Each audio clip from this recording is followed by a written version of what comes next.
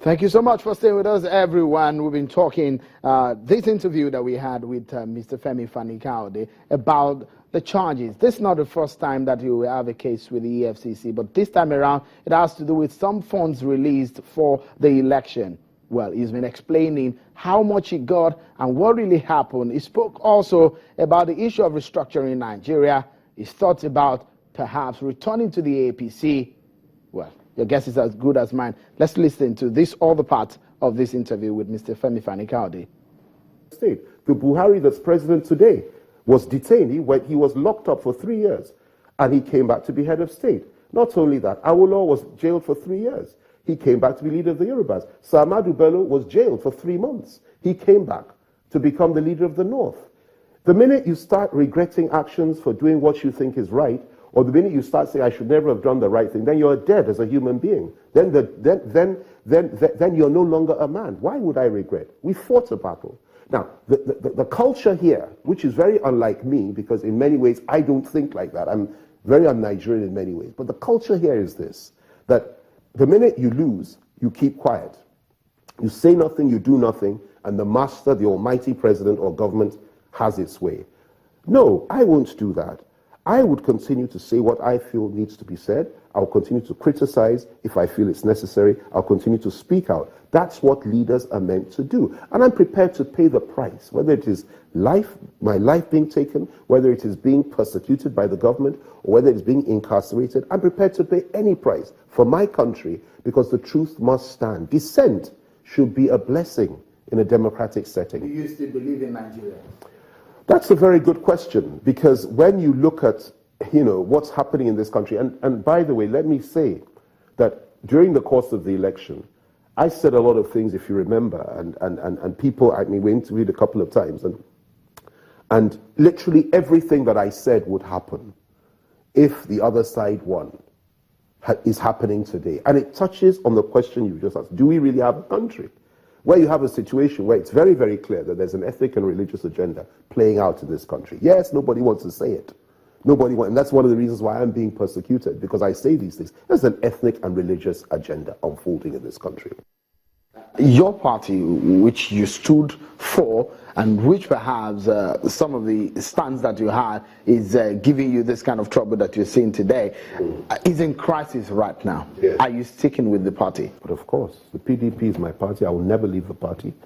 You're never considering going back to the APC? I would never. The APC, absolutely out of the question. Until kingdom comes, until Jesus returns, that will never happen. But you left the PDP for the APC. Well, we've discussed that on many, many occasions. I've told you my reasons for doing that at that time. I was not happy with the way that things were being run by President. Well, no. Look, never. I would never, because I told you before, when I left the APC, when I went to the APC for 9 months, and I saw what was going on there, I knew what was going to happen if they had power, and I think every person ought to resist that. Now, I went back to the PDP. I played a leading role in the campaign.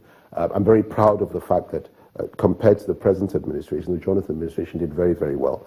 And I believe that the PDP is still the vessel that will take us to the promised land, despite all the problems that party is having presently. Now, I came on your program a few months back, and I spoke about Ali Modu Sheriff very effectively, and I told you my concerns at the time. He happens to be a personal friend of mine. It's nothing personal.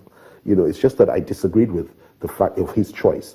And there was an uproar at the time with some of the things that I said. But look at it now. The very people that put him there have come to agree with me and have told me privately and have said it publicly that I was absolutely right. I was a lone voice at the time, together with the ministers, PDP Ministers Forum, and we championed the fight against him. It wasn't anyone else. It wasn't the BOT. We did it. I started it, together with the Honourable Minister Turaki, Suleiman, and so many other former PDP ministers. And we've been vindicated, because look at what has happened now. The governors that put him there have now turned around and said he was a great mistake, and they're fighting. And I said he would divide the party, he would destroy the party if we allow. They didn't believe. They gave him 3 months. Like, giving him 3 months was a mistake.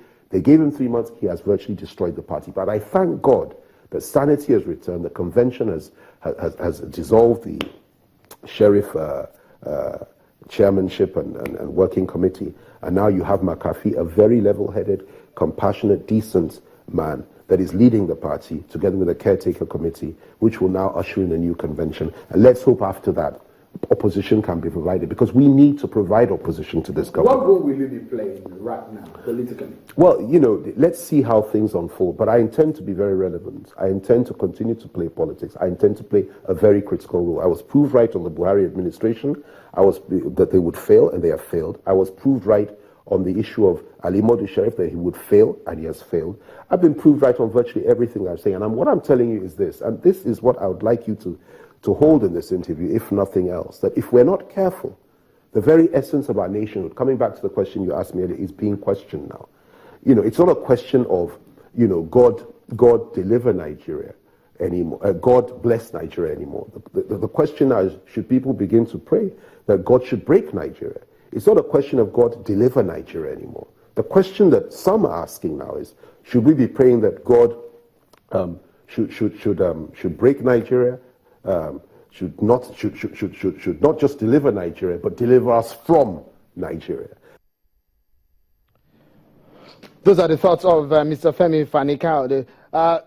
Lengthier than what we can take actually on the program. But if you want to see other parts of that interview, some really got hot and very controversial in the midst of it, but you can catch some of it at some point on our website, www.channelstelevision.com, channelstv.com, and you can catch the larger part of that interview. Well, let's continue with the conversation with my guest here. Well, we'll look at the anti-corruption fight. Well, yesterday, the vice president also came forward to say the anti-corruption fight is not one-sided. And I want to quote him now. He says, "I think it is entirely absurd. I think that view is absurd and without foundation or basis whatsoever. We look at corruption from all possible facets. If you look at, for example, corruption in the military, for military procurement, obviously the only individuals responsible for that could be persons who had held office within that period in question, and that has been done, and clearly the opposition was not in the office at that time," unquote. The vice president being quoted saying that.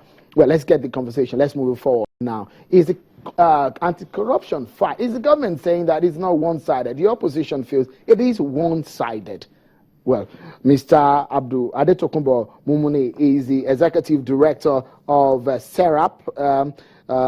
It's a rights group organization in Nigeria, Socio-Economic Rights and Accountability Project. Thank you so much for joining us on the program. Sure, thank you for welcoming. First and foremost, is the anti-corruption fight of the Buhari government one-sided?